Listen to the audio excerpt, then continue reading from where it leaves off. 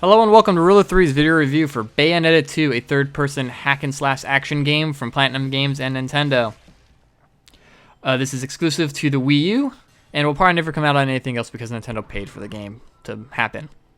And I'm glad they did, because while Bayonetta 1 I like, it is a very good game, Bayonetta 2 is able to drastically outperform the first game, and is, I think, one of the best games of this year so far. Hey, you're the pervert staring at Bayonetta's tits all the time. You really need to learn how to talk to a lady. Hey, I am no... Wait, how did... The story of Bayonetta 2 takes place, obviously, after the events of the first Bayonetta, and due to some unfortunate circumstances, her friend Jean's soul is sucked into hell, and she makes it her duty to go into hell and reclaim Jean's soul.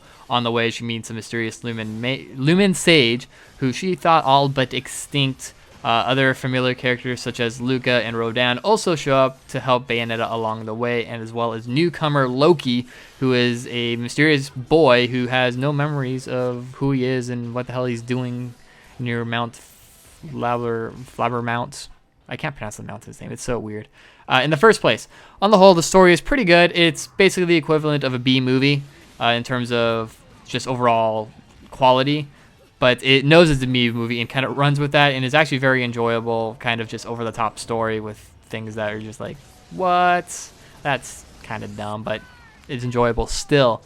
Characterization's okay, with characters pretty much being the same as they were in the previous game, other than Bayonetta now knowing who she is. She's a little bit more of a risk-taker and a little bit more dutiful than in, I think, the first one, where she was kind of more of a mercenary for the good first half of the game. Other than that, like I said, it's just a great B-movie atmosphere game that doesn't take itself seriously. It does try to make you kind of like, or care about the story, but in the long run, there's just too many plot holes for the story to really, stand out amongst other games.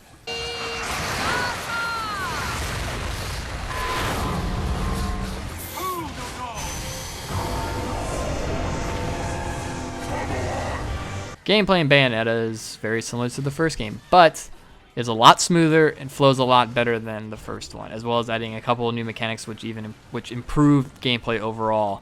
You have a variety of weapons that you can attach to your hands and feet, allowing for different combinations of weaponry depending on what you feel like using. If you want to use two guns, a set of guns on your hands and guns on your feet, you can do that. If you want swords on your feet and flamethrowers on your fists, you can do that. If you want to use a bow in your hands and a freaking let's see, what other weapons, and swords on your feet, you can do that too. It's all just picking what weapons you want to use at the time. You can have two sets of weapons on at a time, allowing you to switch between those two sets, allowing for even more variation in what you can do. Once again, the combat is very fluid and runs great. The action is very fun to watch, as well as very easy to handle. Combos are fairly easy to pull off, and unlike the first one, where it was a little bit more hardcore, this one kind of slows that, or eases up on the difficulty a little bit, making it a little bit more accessible without sacrificing kind of the ranking scores and how, making it too easy.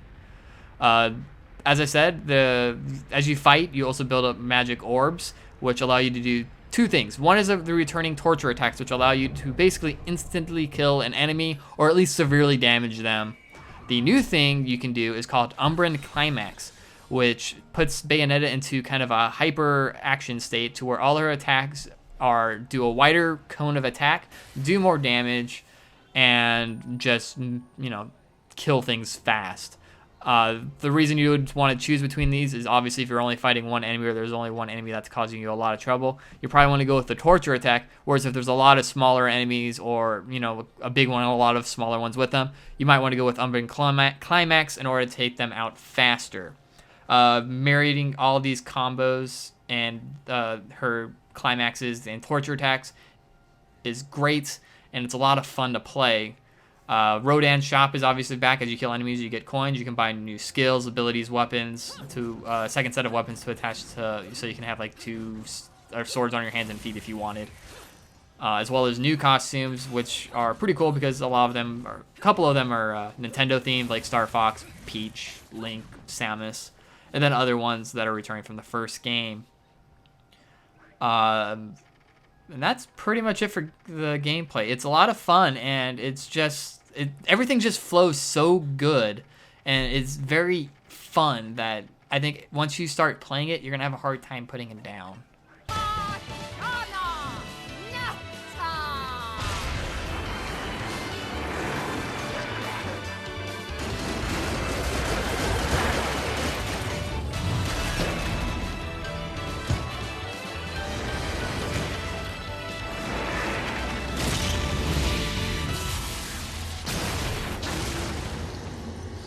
Nintendo has done the world a favor by saving Bayonetta as the franchise. Well, the first one was a good start. The second one is able to show what this series is fully capable of.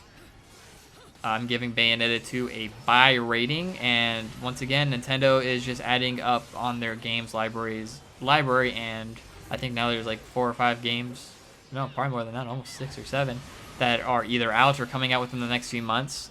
So I think the Wii U is finally in a position to where, you know, it may not be able to play the graphics hardball, but in terms of games and gameplay, they're definitely a force to be reckoned with at the moment. Next review will be Shadow Warrior. That should be coming out tomorrow. At the end of the week, I will be doing Sunset Overdrive for sure, and I'm trying to get my hands on Lords of the Fallen as well. I'm hoping to get my hands on that. We'll see how that ends up. But I can guarantee Sunset Overdrive for the Xbox One.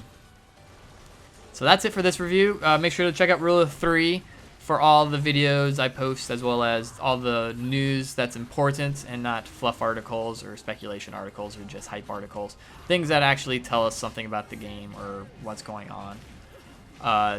Like us on Facebook and Twitter, subscribe to our channel, all that stuff. Tell your friends about us. The more viewers we get and clicks on the website, the more time and effort I can put into the website. Thanks for listening, everybody, and always remember to trust in the Rule of 3.